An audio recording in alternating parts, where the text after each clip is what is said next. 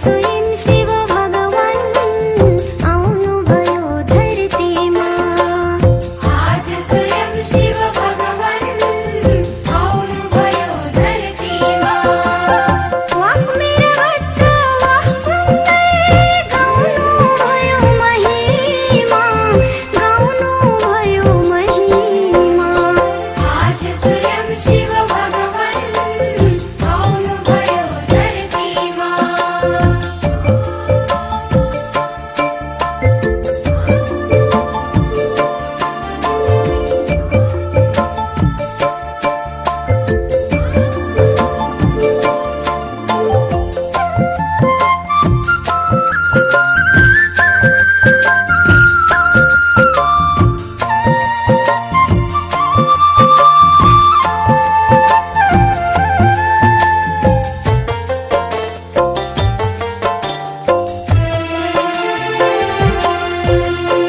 राजयोगको अभ्यासद्वारा सबै विकर्म विनाश गरे।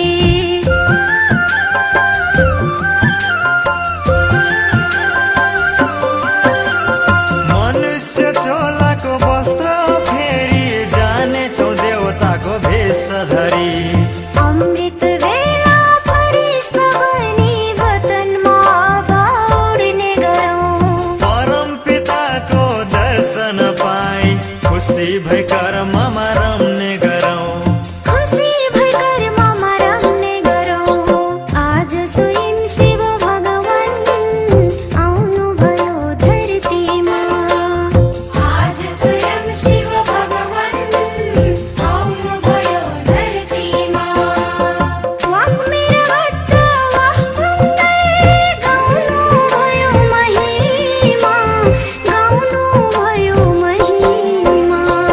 आज स्वयं शिव भगवान आउनुभयो धरतीमा। वाह मेरा बच्चा वाह भन्दै गाउनुभयो महिमा, गाउनुभयो महिमा। आज स्वयं शिव भगवान आउनुभयो धरतीमा।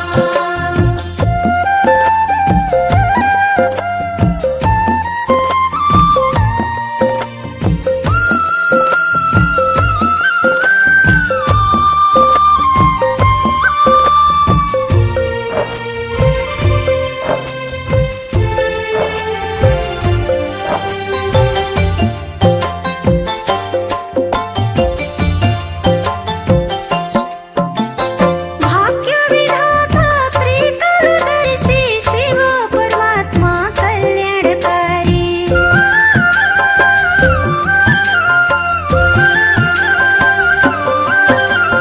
ब्रह्मको तनमा प्रवेश भई दिनुभयो सत्य ज्ञान मानवलाई।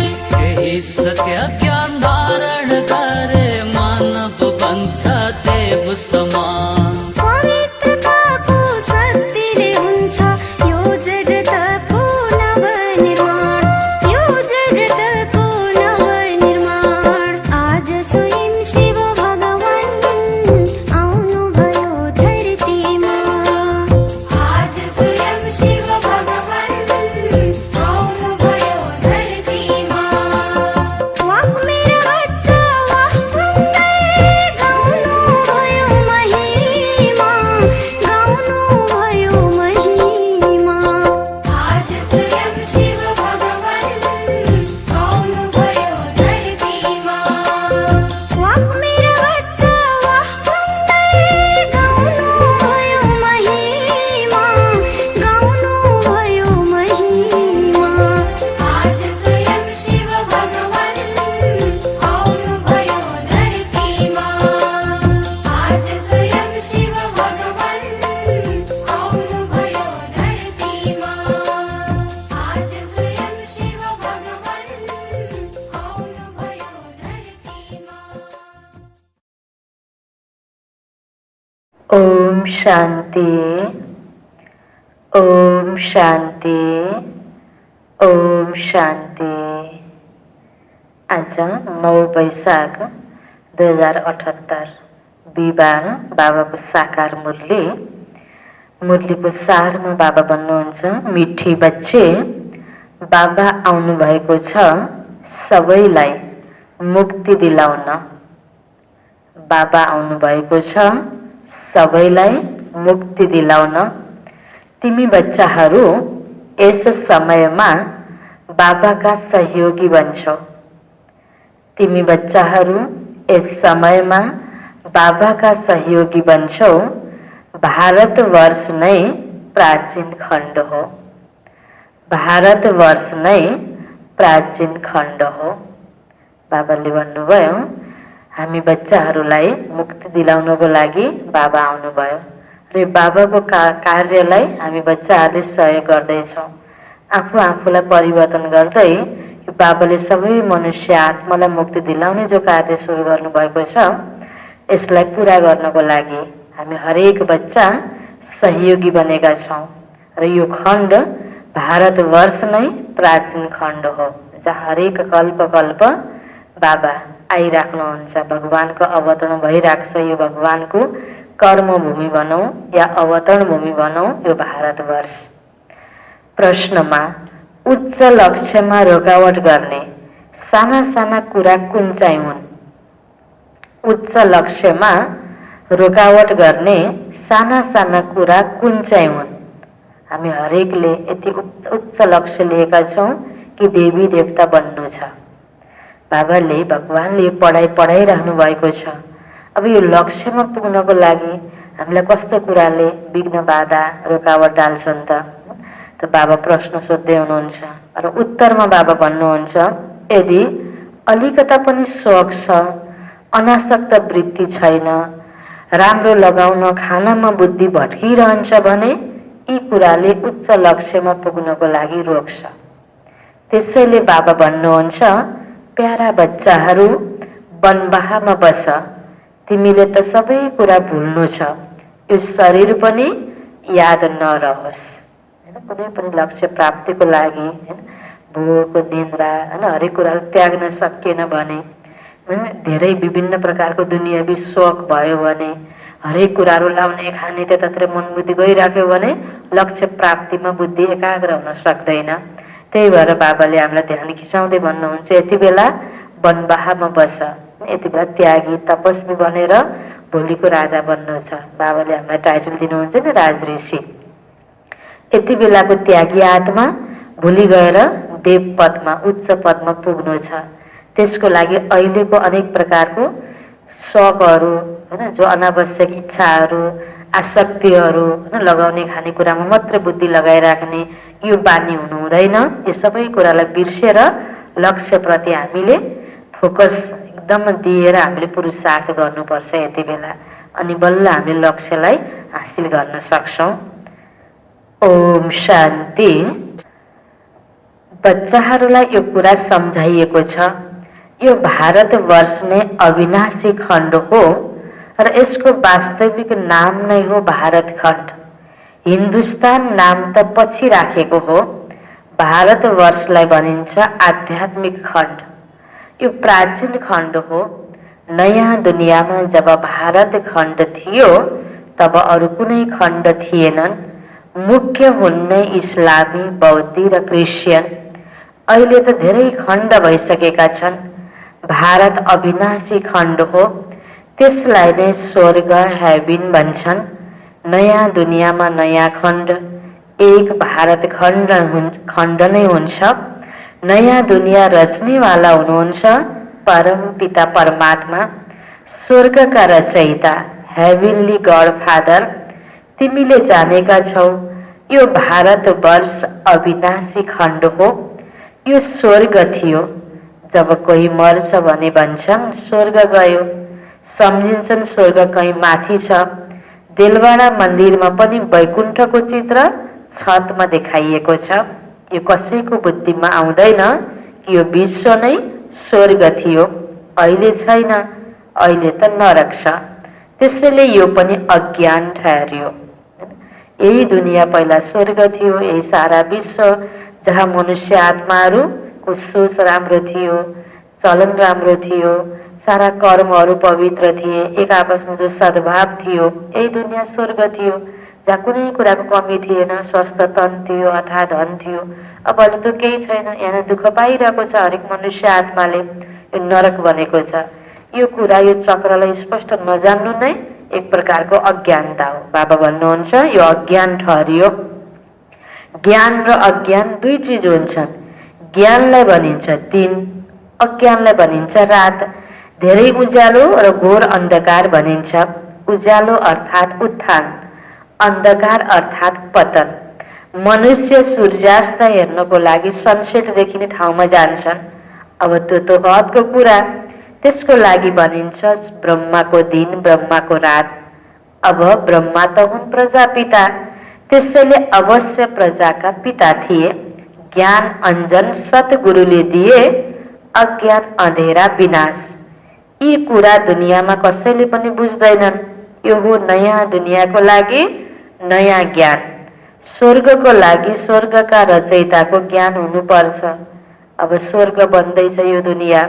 स्वर्गको लागि बाबाले, स्वर्ग रच्नको लागि स्वर्गको रचयिता बाबा आएर यो नयाँ ईश्वरीय ज्ञान दिनुभएको छ। गायन पनि छ, फादर इज नलेजफुल, गड फादर, परमात्मा पिता ज्ञानको सागर हुनुहुन्छ। त्यसैले टिचर पनि हुनुभयो नि। जुन ज्ञान छ त्यो ज्ञान हामीलाई सुनाइरहनु भएको छ, अर्थात् पढाइरहनु भएको छ। यस अर्थमा टिचर हुनुभयो नि। फादरलाई भनिन्छ नै पतित पावन, अरू कसैलाई पनि पतित पावन भनिँदैन। कृष्णलाई पनि भन्न सकिन्न। पिता त सबैका एउटै हुनुहुन्छ। श्री कृष्ण त सबैका पिता होइनन्।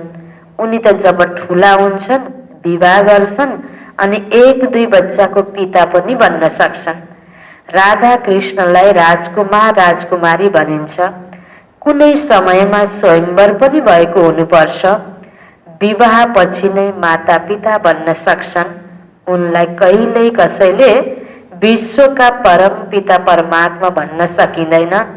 विश्वका परम पिता परमात्मा केवल एउटै निराकार बाबालाई भनिन्छ। ग्रेट ग्रेट ग्रान्डफादर शिव बाबालाई भन्न सकिँदैन। ग्रेट ग्रेट ग्रान्डफादर हुनुहुन्छ प्रजापिता ब्रह्मा। उहाँबाट वंशावली निस्किन्छ। उहाँ निराकार परम पिता परमात्मा, निराकार आत्माहरूका बाबा हुनुहुन्छ। परम पिता परमात्मा गड फादर, हामी सबै मनुष्य आत्माको पिता। उहाँको वंशावली चल्दैन। यो अनादि आत्मा परमात्मा, यो अनादि कुरा भयो, अनादि सम्बन्ध भयो परम पिता परमात्मासँगको। बाँकी प्रजापिता ब्रह्मासँगको आदि कालदेखि ब्रह्माद्वारा शिव बाबाले नयाँ सृष्टिको सुरुवात गर्नुभयो। त्यस अर्थमा पितामह, जस्तो पिताको पनि पिता हजुरबा होइन, हजुरबाको पनि पिता गर्दा गर्दा एकदम सृष्टिको सुरुवातको आदि पिता ब्रह्मा बाबा। त्यसकारण आदि पिता भन्ने टाइटल, ग्रेट ग्रेट ग्रान्डफादर, यो टाइटल ब्रह्मा बाबालाई भयो, शिव बाबालाई होइन। बाबा हामीलाई बुझाउँदै हुनुहुन्छ शिव बाबा त हामी सबैको आत्माको पिता, अनादि पिता हुनुभयो।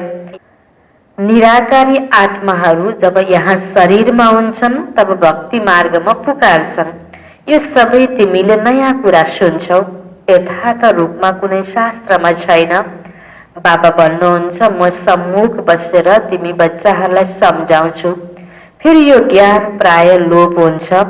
फेरि जब बाबा आउनुहुन्छ तब आएर यथार्थ ज्ञान सुनाउनुहुन्छ। बच्चाहरूलाई नै सम्मुख सम्झाएर वर्षा दिनुहुन्छ। फेरि पछि शास्त्र बन्छन्। यथार्थ त बन्न सक्दैन, किनकि सत्यको दुनियाँ समाप्त भएर झुट खण्ड हुन जान्छ। यो कलियुगको अन्तमा, सत्यको सुरुमा परमात्मा पिताले आएर जुन कर्तव्य गर्नुहुन्छ, प्राप्ति गराउनुहुन्छ, हरेक मनुष्य आत्मालाई देव पदमा पुर्याउनुहुन्छ। फेरि त्यो अवस्थामा गिरावट आएपछि, बाबाले गराएको प्राप्ति सकिएपछि द्वापर युगबाट फेरि तिनै देवात्माहरू मनुष्य आत्माको रूपमा भगवानलाई पुकार गर्न थाल्छन्। अनि शास्त्र लेखिन सुरु हुन्छ। सम्झना गरेर कुनै पनि कुराको यथार्थ त्यो वर्णन गरेर यथार्थ चित्रण हुन नसकेर कतिपय कुराहरू, त्यहाँ भन्न खोजेका कुराहरूको अर्थलाई भावार्थ नबुझेर अनर्थ पनि लाग्न पुगेको छ। कतिपय कथा कहानीहरूलाई शब्दार्थमा प्रयोग गरेर गलत पनि अर्थ लागेको छ। कतिपय कुराहरू त्यहाँ सत्य छन्, कतिपय झुटा छन् होइन। बाबा भन्नुहुन्छ यथार्थ शास्त्र बन्न सक्दैन, किनकि सत्यको दुनियाँ समाप्त भएर झुट खण्ड हुन जान्छ। सत्ययुग त्रेतायुग द्वापरमा गएपछि बल्ल शास्त्र लेख्न सुरुवात भयो। त्यसैले झुटो चिज नै हुन्छ, किनकि कला कम हुँदै जान्छ। सत्यबाट त चढ्ती कला हुन्छ। भक्ति हो रात, अँधारोमा ठक्कर नै खानुपर्छ। कति स्नेह प्यारले श्रद्धाले भगवानको खोजी त हुन्छ। शास्त्र पनि पढिन्छ, पूजा पनि गरिन्छ, तर भक्तिबाट डाइरेक्ट परमात्माको प्राप्ति हुँदैन। भक्तिको फल भक्तिभरको मेहनत अँध्यारोमा हामीले भगवानको खोजी गर्यो अज्ञानताको अँध्यारोमा। द्वापर कलियुगमा कलियुगको अन्तमा भगवान आउनुभयो भक्तिको फल ज्ञान दिन। त बाबा भन्नुहुन्छ शिर झुकाइरहन्छन्, यस्तो घोर अन्धकार छ, मनुष्यहरूलाई त कुनै कुराको जानकारी नै हुँदैन। द्वार द्वार धक्का खाइरहन्छन्। यो सूर्यको पनि उदय र अस्त हुन्छ, जसलाई बच्चाहरू गएर हेर्छन्। अब त तिमी बच्चाहरूले ज्ञान सूर्यको उदय भएको हेर्नु छ। यो धरामा यति बेला ज्ञान सूर्य परम पिता परमात्माको उदय भएको छ। त्यो प्रकाश दिनदिनै हामीले यसरी मुरलीको माध्यमले, योगको माध्यमले प्राप्त गरिरहेका छौँ। भारतवर्षको उत्थान र भारतवर्षको पतन। भारतवर्ष यसरी डुब्छ जसरी सूर्य डुब्छ। सत्यनारायणको कथामा यो देखाउँछन्। दुनियाँको बेडा तल जान्छ, फेरि बाबा आएर यसलाई उद्धार गर्नुहुन्छ। तिमीले यसलाई फेरि उद्धार गर्छौ। यो कुरा तिमी बच्चाहरूले नै जानेका छौ। तिमीले निमन्त्रण पनि दिन्छौ। नवनिर्माण प्रदर्शनी पनि नाम ठिक छ। नयाँ दुनियाँ कसरी स्थापना हुन्छ त्यसको लागि प्रदर्शनी चित्रहरूद्वारा जानकारी दिइन्छ। त्यसैले यही नाम ठिक छ। नयाँ दुनियाँ कसरी स्थापना हुन्छ र उत्थान कसरी हुन्छ यो तिमीले देखाउँछौ। अवश्य पुरानो दुनियाँ पतन हुन्छ, त्यसले देखाइन्छ उत्थान कसरी हुन्छ। यो पनि एउटा कथा हो। राज्य लिनु र गुमाउनु। 5000 वर्ष पहिला के थियो भनिन्छ, सूर्यवंशीहरूको राज्य थियो। कसैलाई पनि बितेका कहानीहरू, बितेको समयको यथार्थ कुराहरू बताउनु पर्यो भने यति 1000 वर्ष पहिला यस्तो थियो, एकादेशमा यस्तो थियो, कहानीको रूपमा सुनाइन्छ नि। त्यस्तै बाबाले यो दुनियाँको चक्र, जो 5000 वर्षको चक्र हो, सत्ययुग त्रेतायुग द्वापर कलियुग, यो 4 युगको यो समयको कहानी बाबाले यसरी हामीलाई बताउनु भएको छ। भनिन्छ सूर्यवंशीहरूको राज्य थियो 5000 वर्ष पहिला। फेरि चन्द्रवंशीहरूको राज्य स्थापना भयो। उनीहरूले त एक अर्काबाट राज्य लिन्छन्, देखाउँछन् फलानुबाट राज्य लियो। उनीहरूले सिँढीको बारेमा बुझ्दैनन्। यो त बाबाले सम्झाउनुहुन्छ। तिमी सत्ययुगबाट त्रेता युगमा आयो, सिँढी झर्दै आयो। यो 84 जन्मको सिँढी हो। सिँढी झर्नुपर्छ र चढ्नु पनि पर्छ। पतनको पनि रहस्य सम्झाउनु पर्छ। पतन कति समय, उत्थान कति समय। हिन्दूहरूको उत्थान र पतन विचार सागर मन्थन गर्नुपर्छ। मनुष्यहरूलाई प्रभावमा कसरी ल्याउने र फेरि निमन्त्रण पनि दिनुपर्छ। भाइ बहिनीहरू आएर बुझ्नुहोस्। बाबाको महिमा पहिला बताउनुपर्छ। शिव बाबाको महिमाको एक बोर्ड हुनुपर्छ। पतित पावन ज्ञानका सागर, पवित्रता सुख शान्तिका सागर, सम्पत्तिका सागर, सर्वका सद्गति दाता, जगत पिता, जगत शिक्षक, जगत गुरु शिव बाबासँग आएर आफ्नो सूर्यवंशी चन्द्रवंशी वर्षा लिनुहोस्। बाबाले भन्नुहुन्छ अरू आत्मालाई जानकारीको लागि जहाँ यो ज्ञान सुनाउने केन्द्र हुन्छ, बाहिर बोर्ड लगाउन सकिन्छ। यसरी यो सर्टकटमा यो ज्ञान यहाँ कस्तो प्रकारको ज्ञान यहाँ भित्र दिइन्छ यसरी लेख्न सकिन्छ भनेर बाबाले केही इसारा पनि दिनुभयो। तब मनुष्यहरूलाई बाबाको बारेमा थाहा हुन्छ। बाबा र श्रीकृष्णको महिमा बेग्ला बेग्लै छ। यो तिमी बच्चाहरूको बुद्धिमा बसेको छ। सेवाधारी बच्चाहरू जो छन् ती सारा दिन भागदौड गरिरहन्छन्। आफ्नो लौकिक सेवा भए पनि छुट्टी लिएर सेवामा लाग्छन्। यो हो नै ईश्वरीय सरकार। विशेष गरेर बच्चीहरू यस्तो सेवामा लागे भने नाम प्रख्यात गर्न सक्छन्। सेवाधारी बच्चाहरूको पालना त राम्रो भइरहन्छ, किनकि शिव बाबाको भण्डारा भरपूर छ। जुन भण्डाराबाट खायो त्यो भरपूर, काल कण्टक दूर। तिमी हो शिव वंशी। उहाँ रचयिता हुनुहुन्छ, यिनी रचना हुन्। बाबुल नाम धेरै मिठो छ, शिव प्रियतम पनि हुनुहुन्छ नि। शिव बाबाको महिमा नै बेग्लै छ। निराकार शब्द लेख्नाले सम्झिन्छन् उहाँको कुनै आकार छैन। अति प्यारा हुनुहुन्छ शिव बाबा, परम प्रिय त लेख्नु नै छ। यस समयमा लडाईँको मैदान उनको पनि छ भने तिम्रो पनि छ। शिव शक्तिहरूको अहिंसक रूपमा गाइन्छ, तर चित्रमा देवीहरूका पनि हतियार बनाइदिएर हिंसा देखाइएको छ।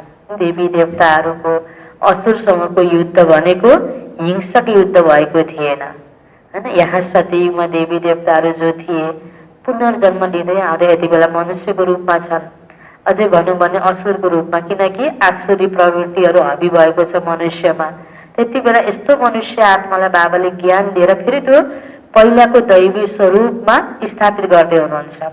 यति बेला हामीभित्र भएको, यो मनुष्यभित्र भएको अवगुण आसुरी प्रवृत्तिलाई नाश गर्नु छ, दैवी प्रवृत्तिलाई, दैवी संस्कारलाई, दैवी गुणलाई स्थापित गर्नु छ मन बुद्धिमा, आत्मामा। त्यसकारण बाबा भन्नुहुन्छ यो युद्ध भनेको यस्तो प्रकारको युद्ध, यसलाई फेरि यो मनोयुद्धलाई, यो मानसिक युद्धलाई, अवगुणलाई मेटाउने, गुणलाई धारण गर्ने यो युद्धलाई हिंसक युद्धको रूपमा देखाइयो, तर हिंसक युद्ध भएको थिएन। वास्तवमा तिमीले योग अथवा यादको बलबाट विश्वको बादशाही लिन्छौ, हतियार आदिको कुरा होइन। गङ्गाको प्रभाव धेरै छ, धेरैलाई साक्षात्कार पनि हुन्छ।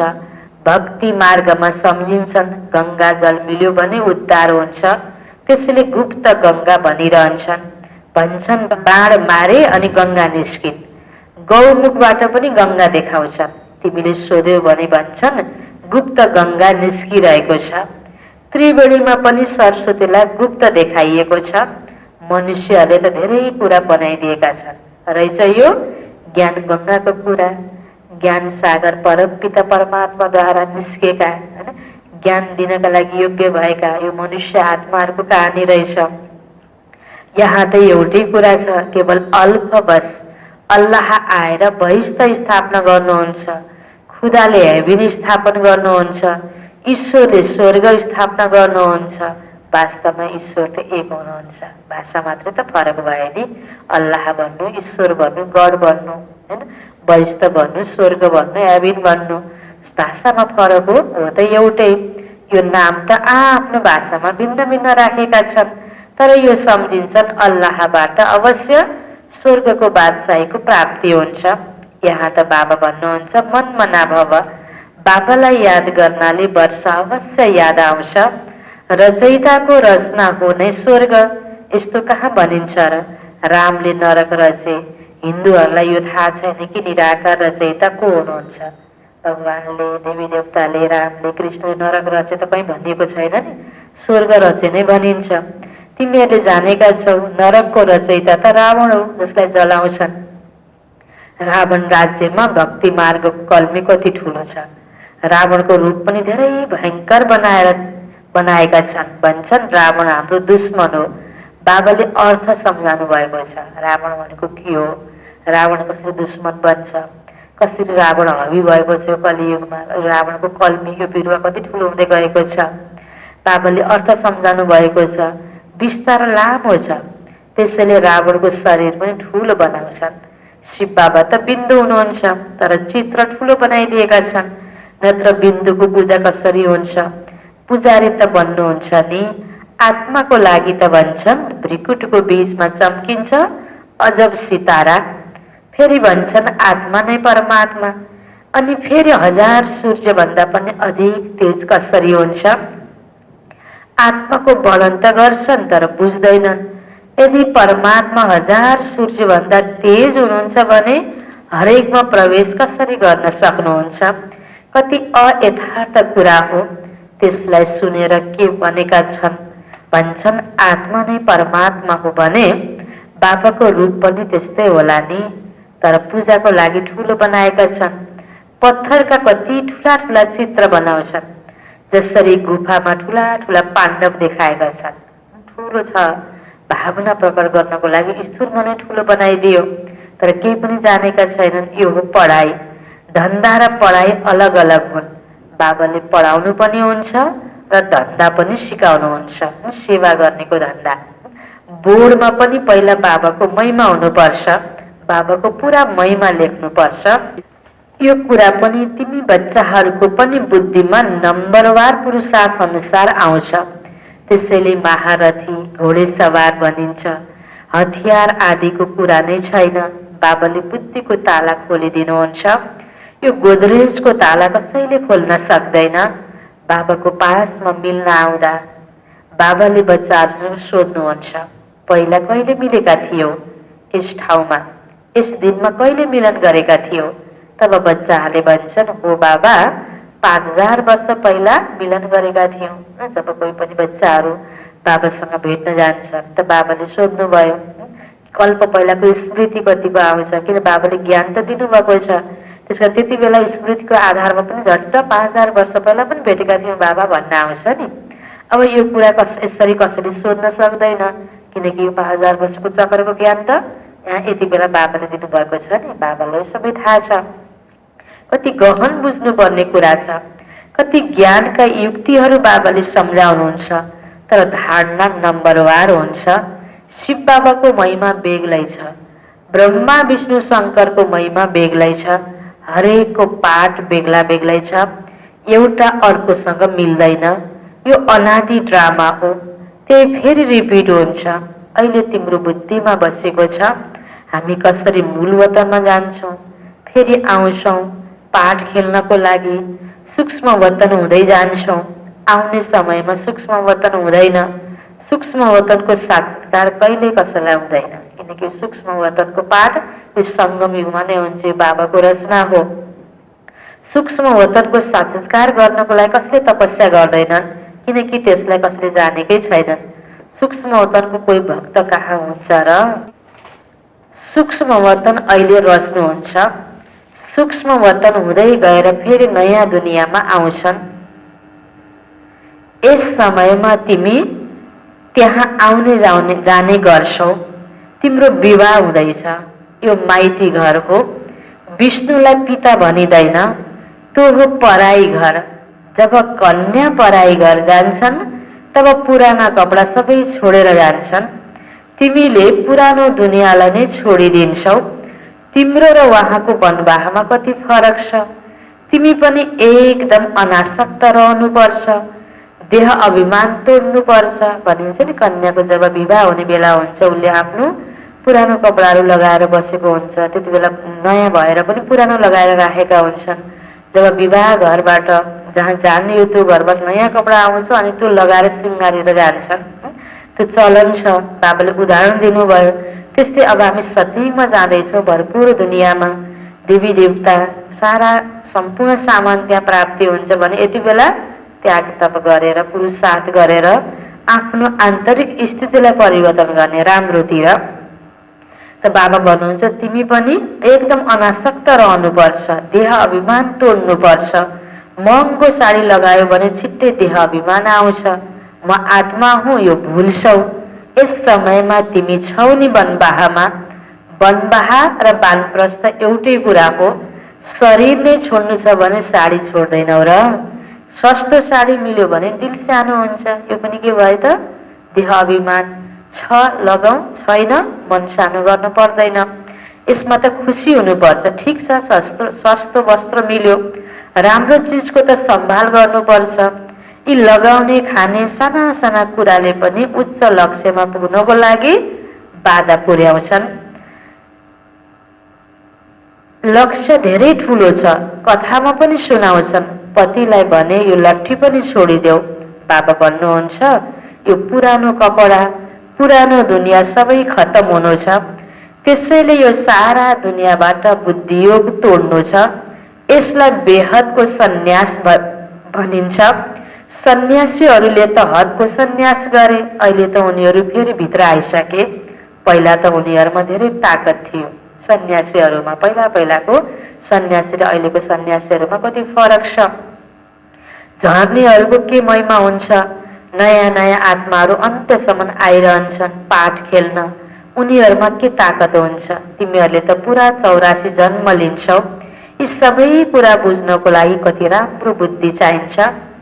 सेवाधारी बच्चाहरू सेवाको उमङ्ग उत्साहमा आइरहन्छन्। ज्ञान सागरका बच्चाहरूले यसरी भाषण गरून् जसरी बाबा उत्साहमा आउनुहुन्छ। यसमा निराश हुनु हुँदैन। अच्छा, मिठे मिठे सिकिलते बच्चाहरूप्रति माता पिता बाप दादाको याद प्यार एवं गुड मर्निङ। रुहानी बाबाको रुहानी बच्चाहरूलाई नमस्ते। रुहानी बच्चाहरूको रुहानी बाबालाई गुड मर्निङ, नमस्ते नमस्ते। धारणाको लागि मुख्य सार। पहिलो पोइन्टमा बुद्धिद्वारा बेहदको सन्यास गर्नु छ। फर्केर घर जाने समय हो, त्यसैले पुरानो दुनियाँ र पुरानो शरीरबाट अनासक्त रहनु छ। दोस्रो पोइन्ट, ड्रामाको हर दृश्यलाई देखेर सदा हर्षित रहनु छ। वरदान छ बाबाको, आफ्नो हाइएस्ट पोजिसनमा स्थित रहेर हर संकल्प बोली र कर्म गर्ने सम्पूर्ण निर्विकारी भव। आफ्नो हाइएस्ट पोजिसनमा स्थित रहेर हर संकल्प बोली र कर्म गर्ने सम्पूर्ण निर्विकारी भव। विस्तारमा, सम्पूर्ण निर्विकारी अर्थात् अलिकति पनि विकारतर्फ आकर्षण नहोस्, कहिले त्यसको वशीभूत नहोस्। हाइएस्ट पोजिसनवाला आत्माहरूले कुनै साधारण संकल्प पनि गर्न सक्दैनन्। जब कुनै संकल्प वा कर्म गर्छौ भने चेक गर। जस्तो उच्च नाम त्यस्तै उच्च काम छ। यदि नाम उच्च काम नीच छ भने नाम बदनाम गर्छौ। त्यसैले लक्ष्य प्रमाण लक्षण धारण गर, तब भनिन्छ सम्पूर्ण निर्विकारी अर्थात् होलिएस्ट आत्मा। स्लोगन, कर्म गर्दा गर्ने गराउनेवाला, कर्म गर्दा गर्ने गराउनेवाला बाबाको स्मृति रह्यो भने स्वपुरुषार्थ र युगको सन्तुलन ठीक रहन्छ। कर्म गर्दा गर्ने गराउनेवाला बाबाको स्मृति रह्यो भने स्वपुरुषार्थ र योगको सन्तुलन ठीक रहन्छ। सारमा बाबाले भन्नुभएको थियो, मिठे बच्चे बाबा आउनु भएको छ सबैलाई मुक्ति दिलाउन। तिमी बच्चाहरू यस समयमा बाबाका सहयोगी बन्छौ। भारतवर्ष नै प्राचीन खण्ड हो। प्रश्न उत्तरमा थियो, उच्च लक्ष्यमा रोकावट गर्ने साना साना कुरा कुन चाहिँ हुन्? यदि अलिकति पनि शोक छ, अनासक्त वृत्ति छैन, राम्रो लगाउन खानामा बुद्धि भट्किरहन्छ भने यी कुराले उच्च लक्ष्यमा पुग्नको लागि रोक्छ। त्यसैले बाबा भन्नुहुन्छ, प्यारा बच्चाहरू वनवाहमा बस। तिमीले त सबै कुरा भुल्नु छ, यो शरीर पनि याद नरहोस्। ओम शान्ति।